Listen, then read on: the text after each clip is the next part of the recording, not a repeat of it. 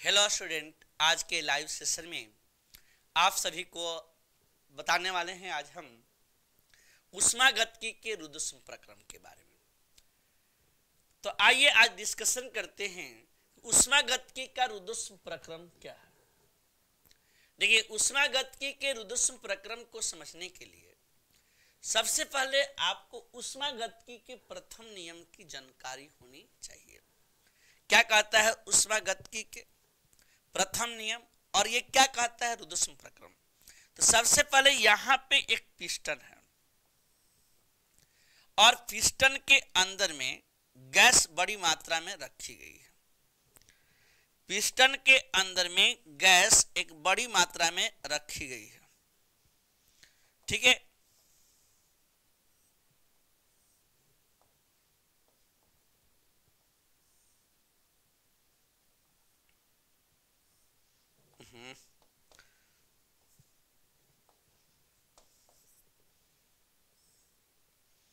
एक पिस्टन है, रख दिए। यहां से ये टर्म बना इस प्रकार का, लेकिन इसमें क्या है कि यहां पे ये सराउंडिंग यानी परिवेश, सराउंडिंग यानी क्या, परिवेश, और साथ ही साथ ये क्या है, इसके अंदर दाब, आयतन और ताप तीनों चेंज हो रहा है। लेकिन शर्त क्या है, इसका निकाय जो है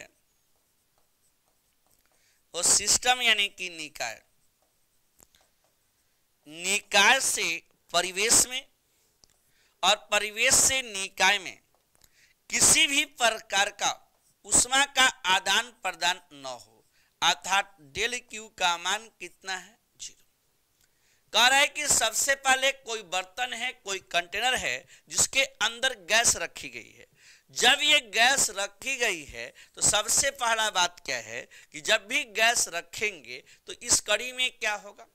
तो कह रहा है इस कड़ी में यदि निकाय से यानी अंदर से बाहर और बाहर से अंदर ऊष्मा का आदान प्रदान न हो तो ऐसे परिवेश को हम क्या कहते हैं, तो इस प्रक्रम को रुद्धोष्म प्रक्रम कहेंगे। वैसा प्रक्रम जिसमें गैस के निकाय, दाब, आयतन एवं ताप परिवर्तित होता हो। ताप क्या होता हो, परिवर्तित। लेकिन शर्त के अनुसार क्या टर्म है, लेकिन ऊष्मा का आदान प्रदान यानी अंदर से बाहर और बाहर से अंदर कभी भी ऊष्मा का आदान प्रदान न हो तो ऐसे प्रक्रम को हम लोग कहते हैं एडियाबेटिक प्रोसेस, ठीक है। यानी इसी का नाम है रुद्धोष्म प्रक्रम। अब बात ये आया, यहां टर्म है कि सीपी तथा सीवी का मान। इससे पहले ये समझना पड़ेगा कि सीवी बटा सीवी के टर्म के साथ इसका मान कैसा होता है, कैसे। तो यहां पे सबसे पहला सीपी बाई सीवी का जो रेशियो होगा ये गामा होता है, एक कांस्टेंट है, यानी जिसको बोलेंगे रुद्धोष्म नियतांक।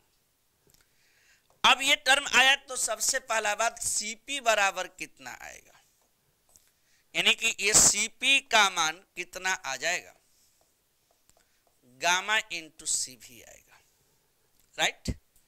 अगर ऐसा बात है तो सबसे पहले सीवी का मान कितना निकालना होगा। इसके लिए क्या था, एक रिलेशन था, सीपी माइनस सीवी बराबर आर, ठीक है। अब इस कड़ी में कितना होगा, तो यहां से अगर काउंटिंग करते हैं तो कितना आया है, गामा इंटू सीवी लिख दिए। गामा इंटू सीवी लिखे तो यहां तो ऑलरेडी सीवी था, बराबर कितना, आर। इसका मतलब गामा माइनस 1 इंटू कितना, सीवी बराबर कितना, आर। सीवी बराबर कितना आएगा, आर। इधर कितना लिखेंगे, गामा माइनस 1। ये किसका मान है, तो सीवी का। यहां टर्म समझिए कि देखिए सीपी एंड सीवी क्या होता है। तो सबसे पहले सीपी एंड सीवी के बीच का जहां तक बात है, यह है एडियाबेटिक कांस्टेंट। यानी एक होता है कांस्टेंट प्रेशर पे जिसका नाम है मोलर, ठीक है। यहां क्या है Cv। अगर बात करेंगे Cv का तो मान आ गया, ठीक है। अब लेकिन शर्त है कि यहां पे जब इतना मान आया तो Cp का मान कितना, तो Cp बराबर होगा गामा इंटू Cv। गामा तो सही है, Cv का मान कितना है R बाई गामा माइनस 1। ये हो गया आपका Cp। क्या यहां तक कोई दिक्कत? कर है Cv बराबर R बाई गामा माइनस 1, यहां Cp बराबर gamma R minus gamma minus 1। क्या यहां तक बातें एकदम क्लियर है? तो इस वैल्यू को आप याद रखिएगा, ठीक है। अब नेक्स्ट बढ़ रहे हैं। अब बात ये आ गया, तो सबसे पहले गामा का जो वैल्यू होगा जो आपको यहां पे लिखे थे कि Cp बाई Cv है इक्वल टू कितना है गामा। तो इस गामा का जो कंडीशन है कि सबसे पहले 1 से बड़ा होगा और 2 से छोटा, रेंज कर सकते हैं। अब इसके फेज में ये 3 अवस्था में चलता है। कर मोनो रहेगा तो इसका मान होता है 5/3। दूसरा समझिए, अगर यहां पे डाई रहेगा, डाया एटॉमिक गैस, तो इसका वैल्यू होगा कितना 7/5। यहां पे तीसरा है ट्री या पॉली एटॉमिक गैस, जिसका मान यहां पे कट करने पे कितना आएगा, गामा बराबर होता है 7, यहां हो गया 7/5, तो यहां हो जाएगा 9/7। अब इसको कट करके देखिएगा तो इसका रेंज 1 और 2 के बीच में आएगा, ठीक है। लेकिन शर्त क्या बोले हैं कि ऊष्मागतिकी क्या होता है, तो वैसे ऊष्मागतिकी के इस प्रक्रम में ऊष्मा का आदान प्रदान किधर से, निकाय से परिवेश में और परिवेश से निकाय में नहीं होता है। अर्थात डेल क्यू का मान कितना होता है, तो 0। साथ ही साथ Cp बाई Cv का मान कितना होगा गामा। इसका रेंज कितना आएगा 1 से 2 तक। मोनो एटॉमिक गैस के लिए मान कितना 5/3, डाई एटॉमिक गैस के लिए 7/5। फिर ये बातें जो लिख रहे हैं ये आपको कंप्लीट हो जाएगा केटीजी में, काइनेटिक थ्योरी ऑफ गैसेस में, जो हम लोग प्रूफ कर लेंगे, ठीक है। अब यहां आइए, और इतना तक कहानी क्लियर है। तो इसमें देखिए, कर रिलेशन बताइए किसके बीच में, P और V के बीच में। तो यहां पर ये होता है PV gamma equal to constant. ये वैल्यू याद रखनी पड़ेगी, PV gamma equal to constant. अब यहां देखिए, कर आयतन तथा ताप के बीच संबंध V और T है। तो सबसे पहला बात इसमें क्या होता है, यहां पे लिखना है VT का, तो इसमें लिखेंगे क्या, आदर्श गैस समीकरण।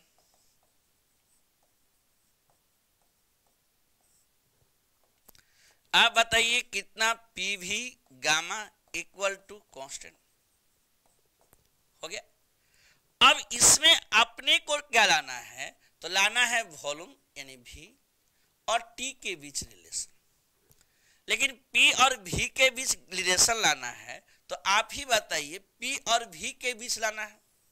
लेकिन कंडीशन क्या होता है, यहां पे जो टर्में दी गई हैं इसका मान कितना है, तो सबसे पहले PV में लाना है और आदर्श गैस समीकरण का मान कितना लिखेंगे, PV बराबर nRT होता है। लेकिन इस रिलेशन में तो P नहीं होना चाहिए क्योंकि लाना है VT, तो इसके लिए यहां से चेंज करेंगे तो P निकाल देंगे nRT बाई कितना V। अब इसका वैल्यू रख दीजिए, nRT बाई कितना V, V gamma equal to constant. अब ये बताइए सीधा सा, इसमें nR क्या है, गैस कांस्टेंट, और कितना मोल कांस्टेंट। यानी मोल है, तो ये तो आउट हो जाएगा। कितना आ गया टी भी गामा, यहाँ पे कितना है v पे पावर 1 यानी कांस्टेंट बाई एन आर, यानी पूरा का पूरा टर्म ही क्या हो गया कांस्टेंट। अब ये ऊपर जाएगा टी भी गामा, इसको ऊपर ले जाएंगे v पे पावर -1 टी भी गामा -1। अगर गामा -1 लिखिएगा तो कितना आएगा बराबर कैसा कांस्टेंट, लिख दिए कांस्टेंट।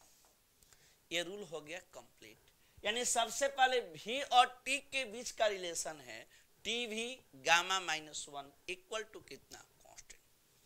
क्या यहां तक मैटर क्लियर है?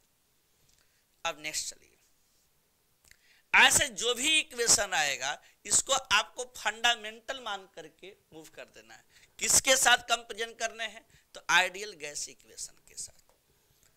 चलिए नेक्स्ट टर्म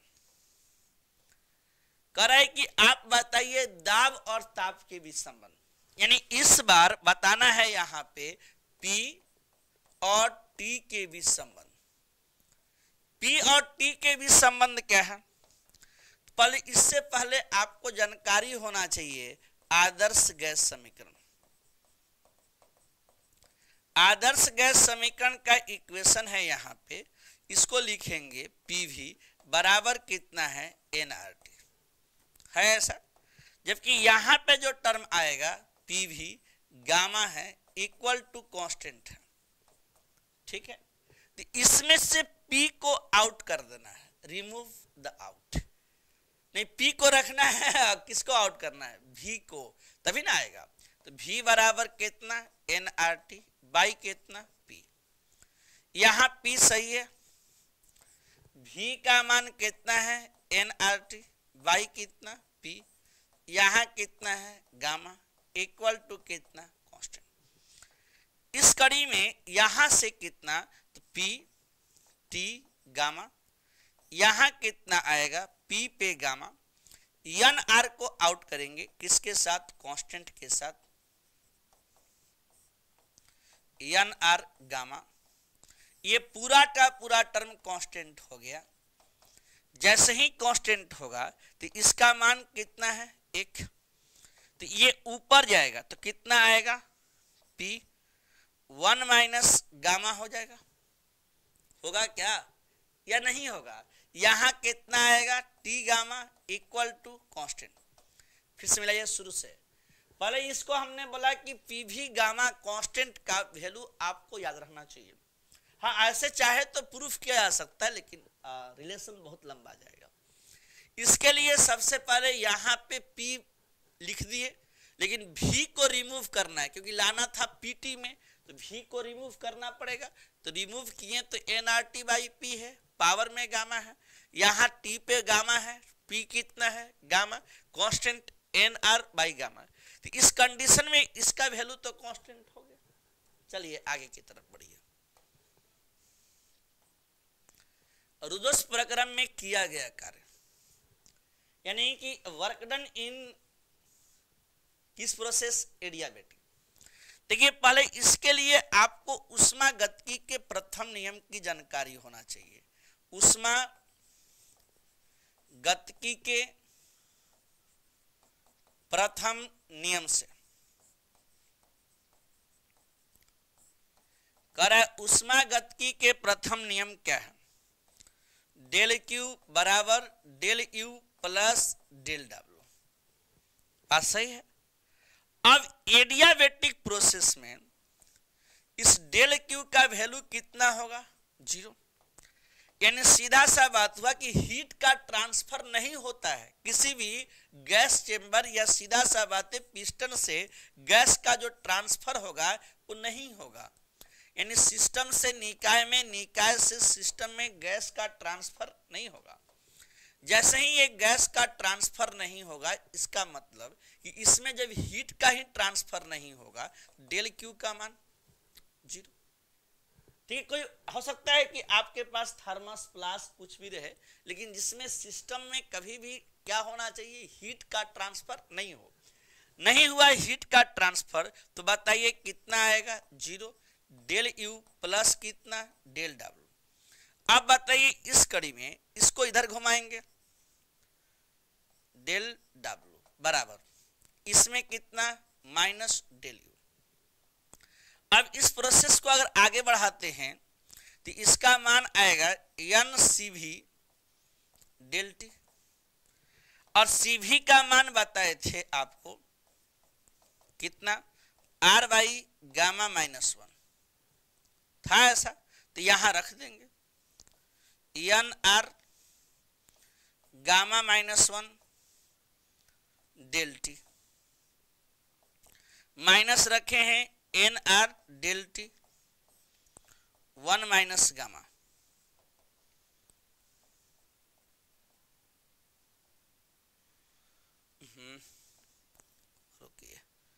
यहां से माइनस को चेंज कर लेंगे तो कितना आ जाएगा, तो सीधा जवाब आएगा यहां मान आएगा एन आर डेल टी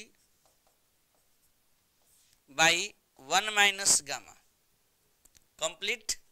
तो ये आपका अभी वर्ग तक है, आगे चल के डिस्कशन की जाएगी कि एडियाबेटिक प्रोसेस में दो प्रोसेस का मतलब है एडियाबेटिक एक्सपेंशन होता है और एडियाबेटिक कंप्रेशन। ये सारी बातें धीरे धीरे आपको बताई जाएंगी, इसलिए आप रेगुलर रूप से क्लासेज करते चलिए, फिर अगले क्लासेज में बहुत सारे टर्म आपको बताए जाएंगे। Thank you.